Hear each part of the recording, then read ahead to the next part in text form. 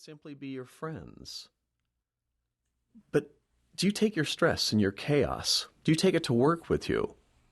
Do you infect other people in your life with that chaos and stress?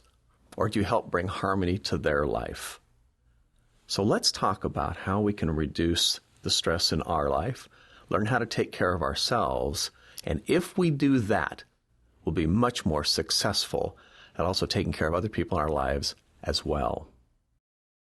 Life is going to create chaos. Whether you like it or not, life is going to do that.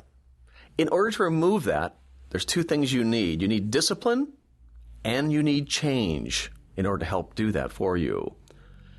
See, the definition of insanity, if you've never heard it before, is to continue to do what you're doing today, but expect better results tomorrow. You need to change something in your life if you don't like the way it is today. And it's not going to be easy because habits, we all have them. The things that we do every single day, we do them every day because our brain keeps saying, this is the way we've always done it. You're going to have to take your brain, you're going to have to wash it out, and you're going to have to give it some new habits. And that's going to be the most challenging part. The one thing I'd like you to do is try to find more time in your day. That is going to help reduce some stress.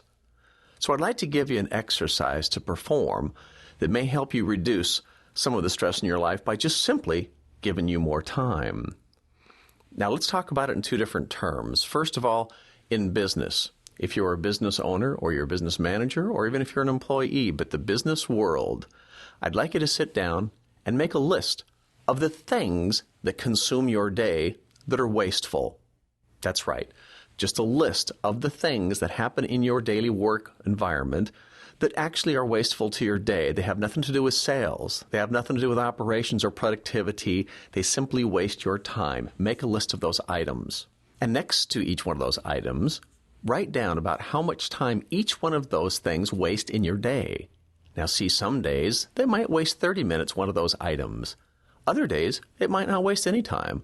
So you figure on the average, I might waste 15 minutes per day on item number 1. Item number 2, it's probably only 5 minutes per day.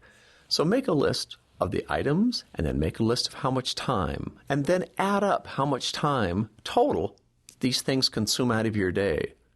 You might be surprised to see that there's hours involved in terms of wasted things that we can remove from our life. Then I'd like you to take and only do one of them per week. That's it. So let's say you've got 8 items that you've got on your list to waste your day. I want you to take item number 1, and that is all. And I want you to do something to make that get removed from your life. Create a new procedure, a new policy. Maybe spend some time training your employees so that that thing never comes back and haunts you again. Pat yourself on the back, and then week number 2, take item number 2. And again, find time in your day, week, to be able to remove that. You know, it might take you 2 months in order to get that list complete. But at the end of 2 months, you might actually have 2 hours extra per day that you did not have before to either use for more productive things, or maybe it's for just you time. Maybe you can actually have a lunch hour that you've never had before. That's our goal. Now on our personal side, maybe at home we have a different list. Or for those who work from home, maybe this again is a different list. But on the personal side, what are the things that consume your day? What are some of the things that take away from you time when you are home? And make a list of those items. Now this list gets treated a little bit differently because there's a lot of things on there that we have to do because they're not necessarily wasteful, but they're certainly things that consume a lot of time. They might be things like loading dishwasher, dumping the garbage, doing the lawn, gardening, whatever it happens to be, but the list is going to look a little bit different.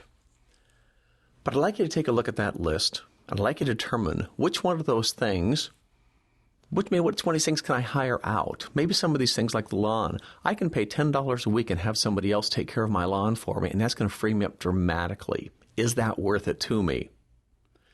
There may be other items on that list that you have to take a look at. Who else can you get involved in the process to maybe assist you in those areas? It could be your significant other, or it could be your children. Think very carefully, because some of you are saying, oh, my kids aren't old enough to help, or I don't want to burden them. You know what? That's not a bad